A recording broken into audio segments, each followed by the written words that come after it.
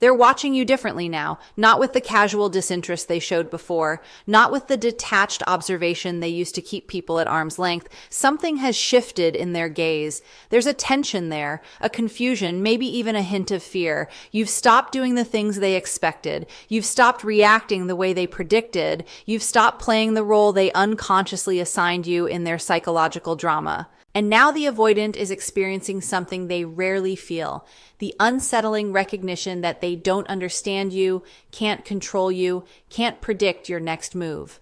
This realization is tearing through their carefully constructed worldview like lightning through a clear sky. Avoidants build their entire sense of safety on their ability to manage distance, control outcomes, and predict how people will respond to their withdrawal.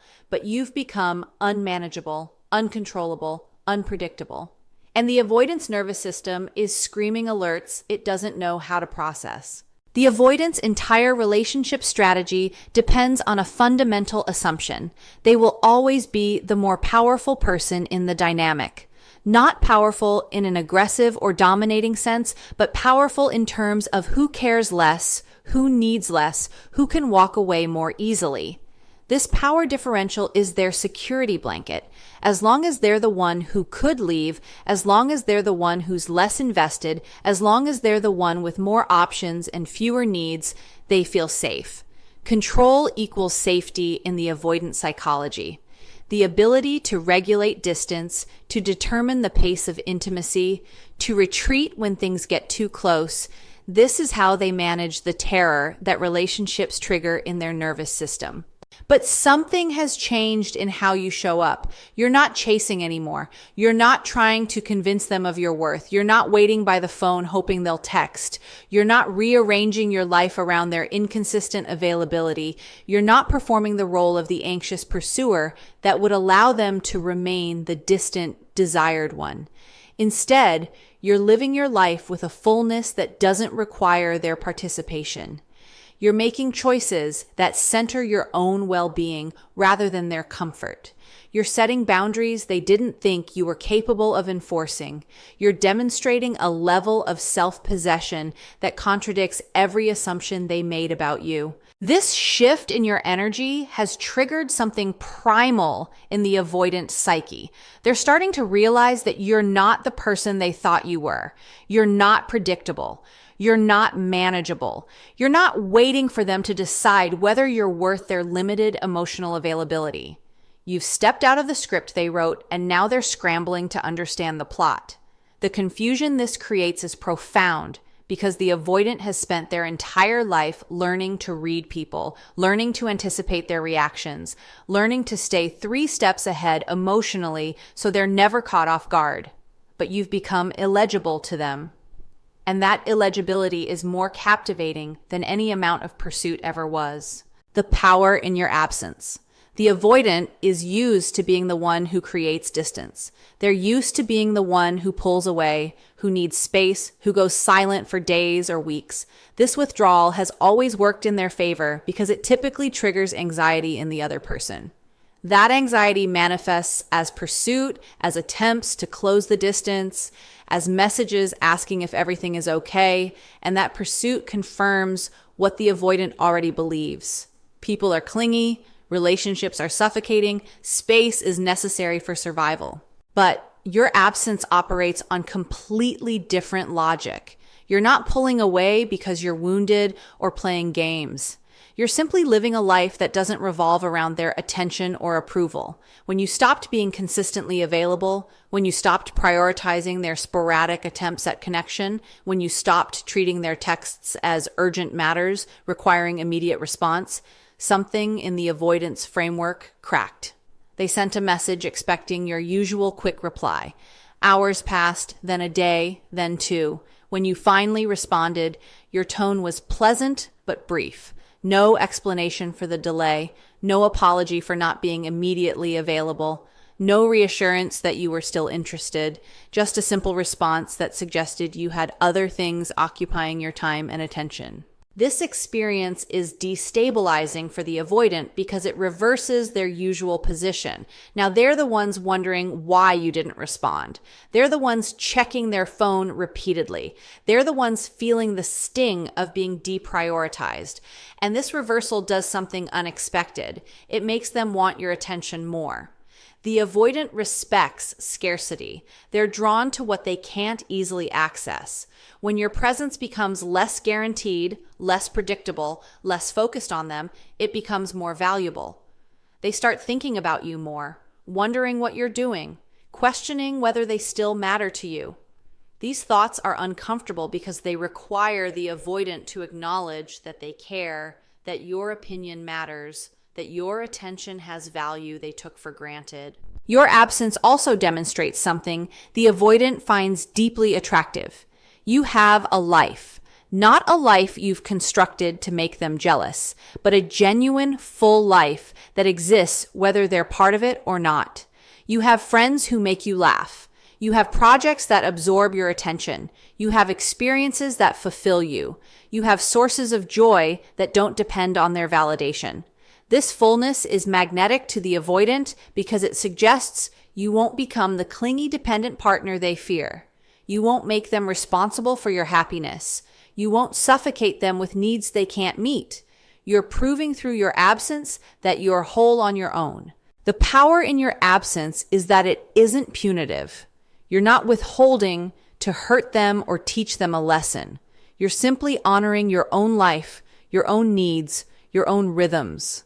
This authenticity makes your absence feel different from manipulation. The avoidant can sense the difference between someone playing hard to get and someone who is genuinely occupied with their own existence. The former triggers their dismissiveness. The latter triggers their curiosity. They want to know what makes you so content without them. They want to understand what fills your time. They want to be part of whatever is making you this self-sufficient. The threat of your indifference. Avoidants are masters of indifference. They've perfected the art of seeming unbothered, unaffected, emotionally neutral about things that would devastate other people.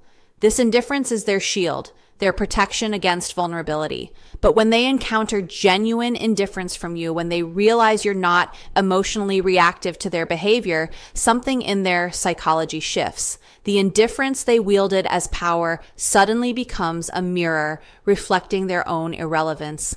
And irrelevance is a threat the avoidant never anticipated having to face. When the avoidant pulled away and you responded with calm acceptance rather than anxiety, it confused them.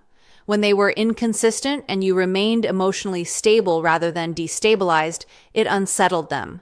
When they tested your boundaries and you enforced them without anger or drama, it forced them to reconsider their assessment of you. You're not reacting the way you're supposed to react. You're not giving them the emotional response that would confirm their worldview. Instead, you're demonstrating a level of emotional regulation that matches or exceeds their own. This indifference threatens the avoidant because it suggests they might not be as important to you as they assumed. The avoidant operates from a strange contradiction. They don't want to be needed, but they want to matter. They don't want emotional dependency, but they want significance. Your indifference to their withdrawal, your lack of reaction to their inconsistency, your calm acceptance of their limitations, all of this suggests they might not have the impact on you they thought they did, and that possibility is more disturbing than they want to admit. The threat intensifies when the avoidant realizes your indifference isn't protective numbness or suppressed hurt. You're genuinely okay. You're not pretending to be fine while secretly devastated. You're not building walls to protect yourself from further pain. You're actually authentically unbothered by their behavior because you've recognized it as information about them rather than rejection of you. This psychological sophistication catches the avoidant off guard. They're used to people taking their behavior personally, interpreting their withdrawal as commentary on their worth. But you've refused that interpretation. You've maintained your sense of self regardless of their participation or approval. Your indifference also eliminates the power dynamic the avoidant relies on. When you don't chase, they can't run. When you don't react, they can't use your reaction to justify their distance. When you don't make their behavior about you, they have to sit with it being about them. This forces an uncomfortable self-awareness. The avoidant has to confront the reality that their patterns are their own, not responses to your inadequacy or neediness. They have to acknowledge that their withdrawal isn't being triggered by your behavior, but by their own internal wiring. This awareness is threatening because it removes their ability to externalize responsibility for their emotional unavailability. The indifference becomes particularly powerful when the avoidant makes tentative attempts to reconnect and you respond with pleasant but measured warmth. You're not cold or punishing. You're not angry or wounded, but you're also not immediately available or eager. You're treating them with the same casual friendliness you'd offer an acquaintance, not the intense focus you once gave them. This measured response communicates something the avoidant isn't used to hearing. You've moved on emotionally, not to someone else necessarily, but to a place where their presence or absence doesn't determine your emotional state, and that realization hits them with unexpected force. The unpredictability of your boundaries. Boundaries are foreign territory for most people in the avoidant's life. Usually people either have no boundaries, allowing the avoidant to come and go as they please, or they have rigid walls that the avoidant can easily dismiss and walk away from. But you've developed something more sophisticated, flexible, firm boundaries that the avoidant can't map or predict. Sometimes you're available and warm. Sometimes you're busy and distant. The pattern isn't random, but it's not based on their behavior or their needs. It's based on your own capacity, your own energy, your own authentic availability in any given moment. This unpredictability in your boundaries is deeply unsettling to the avoidant. They can't figure out the formula. They can't determine what behavior from them will result in what response from you. When they reach out, sometimes you engage fully. Other times you respond briefly and return to whatever you were doing. When they pull away, sometimes you seem to notice and give them space. Other times, you don't seem to register their withdrawal at all because you're absorbed in your own life. The inconsistency isn't game playing. It's genuine responsiveness to your own internal state rather than reactive behavior based on their actions. The avoidant realizes they can't control your responses through their behavior. This is a profound loss of power for them. Usually they can predict exactly how their withdrawal will affect someone. Usually they know that if they create distance, the other person will pursue. If they're cold, the other person will try harder to warm them. If they're inconsistent, the other person will become anxious and clingy. But none of these formulas work with you anymore. You've stopped being reactive and started being responsive. And the difference is making the avoidant's head spin. Your boundaries also communicate self-respect that the avoidant finds simultaneously threatening and attractive. When you said no to plans that didn't work for you, when you didn't rearrange your schedule to accommodate their last-minute availability, when you ended conversations that were draining your energy, you demonstrated that your well-being matters more than their comfort. This is radical to the avoidant. They're used to people sacrificing their own needs to maintain connection. They're used to people tolerating poor treatment to avoid abandonment. But you're showing them that you'd rather be alone than accept connection that compromises your peace. The unpredictability of your boundaries also means the avoidant can't take you for granted. They can't assume you'll be there whenever they decide they want attention. They can't count on you being available just because they've decided to reach out. They have to actually consider your needs, your schedule, your energy levels. They have to treat you like a person with your own life rather than a supporting character in theirs. This requirement for actual consideration and effort is something the avoidant isn't used to providing, and the challenge of it activates something in them. The recognition of your growth. Perhaps the most unsettling realization for the avoidant is recognizing that you've grown beyond the person they knew. You've done work on yourself. You've healed wounds. You've developed capacities you didn't have before. You've become more secure, more grounded, more clear about what you will and won't accept. This growth is visible in how you carry yourself, how you speak, how you respond to situations that would have previously triggered you. And the avoidant is watching this transformation with a mixture of admiration and loss. The admiration comes from the avoidant's genuine respect for people who do their own work. The avoidant values independence and self-sufficiency above almost everything else. When they see you becoming more of both, when they witness you taking responsibility for your own healing and happiness, when they observe you building a life that doesn't need them to feel complete, they respect it. Part of them is genuinely proud of your growth, even if they'd never say it.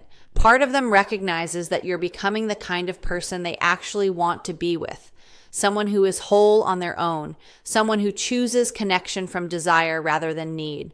But alongside the admiration is a deep sense of loss. The avoidant is realizing they knew a previous version of you, and that version no longer exists. The person who waited for their texts, who tolerated their inconsistency, who bent themselves into uncomfortable shapes to maintain connection, that person has evolved into someone who won't accept those dynamics anymore. The avoidant is mourning the loss of the power they had with old you, even as they're intrigued by the power current you possesses. This recognition of your growth also forces the avoidant to confront their own stagnation. While you were healing and evolving, what were they doing? While you were developing secure attachment patterns, were they still running the same avoidant cycles? While you were building genuine self-sufficiency, were they still using pseudo-independence to avoid vulnerability? The contrast between your growth and their patterns is uncomfortable. It suggests they've been left behind. It implies they might not be good enough for this new version of you. These thoughts trigger insecurity the avoidant rarely experiences. Your growth also changes the power dynamic in ways the avoidant didn't anticipate. You're no longer the person who needed their approval or validation. You're no longer operating from wounds that made you accept breadcrumbs. You're no longer willing to sacrifice your peace for connection.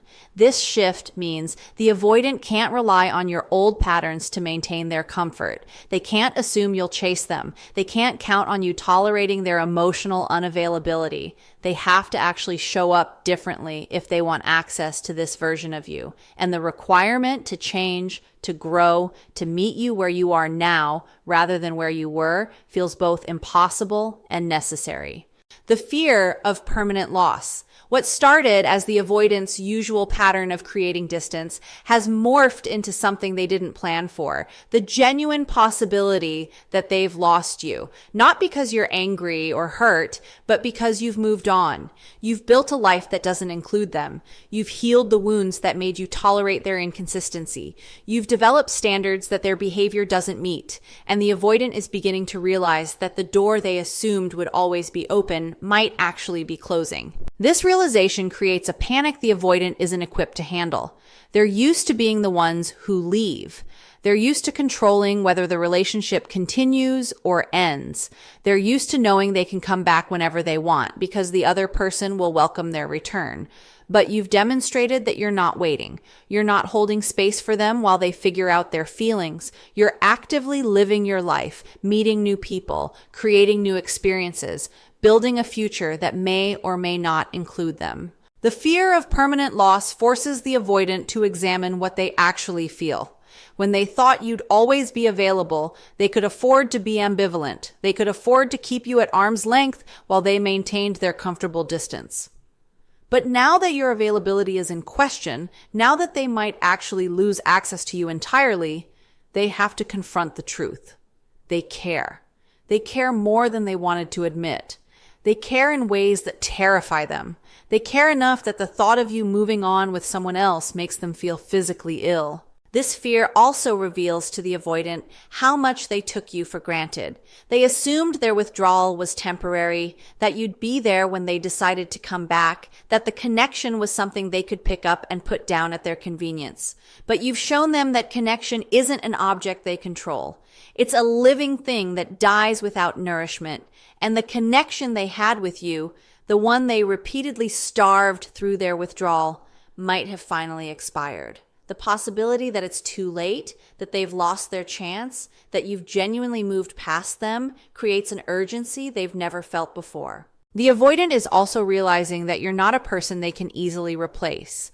In their mind, they've been telling themselves they could find someone else, someone less demanding, someone who wouldn't trigger their fears. But as they watch you living your powerful, unpredictable life, they're understanding that what you offer is rare. Your combination of strength and softness, independence and warmth, boundaries and openness. It's not something they'll find everywhere. You're not interchangeable with other people. You're specific, unique, irreplaceable. And they might have just let that slip through their fingers. This recognition of your power and unpredictability is forcing the avoidant into territory they've spent their life avoiding, vulnerability. If they want you back, if they want access to this version of you, they can't use their old strategies. They can't be hot and cold. They can't be inconsistent and expect you to accept it. They can't withdraw and assume you'll be waiting when they return. They have to actually show up. They have to be consistent. They have to prove through sustained action that they're capable of meeting you where you are now. And that requirement, that demand for genuine change and sustained vulnerability is both terrifying and strangely exhilarating. Because for the first time in their lives, the avoidant has encountered someone powerful enough to make them want to try. The internal war raging inside the avoidant right now is brutal. Every instinct they have tells them to protect themselves, to create more distance, to dismiss you as not worth the effort, to convince themselves they never cared that much anyway. These are the familiar patterns, the well-worn neural pathways that have kept them safe for decades. But something else is fighting back against those instincts, a part of them that recognizes you as different, as rare, as worth the discomfort of change. This part is small and often drowned out by the louder voice of self-protection, but it's persistent. It keeps reminding them of how they feel when they're with you. It keeps replaying moments of genuine connection. It keeps asking the question they've been avoiding. What if running this time means losing something they'll regret for the rest of their lives? The avoidant is also grappling with a humbling realization. They might not be enough for you anymore. This thought is devastating to their ego. They're used to being the prize, the one people pursue, the one who gets to decide whether someone is worthy of their limited emotional availability. But you flip that script entirely. Now they're wondering if they're worthy of you. They're questioning whether they have what it takes to meet your standards. They're doubting whether they can sustain the consistency and presence that connection with you now requires. This self-doubt is foreign and uncomfortable, but it's also forcing them to consider growth they've avoided for years. What makes this moment so pivotal is that the avoidant is standing at a crossroads they can't ignore.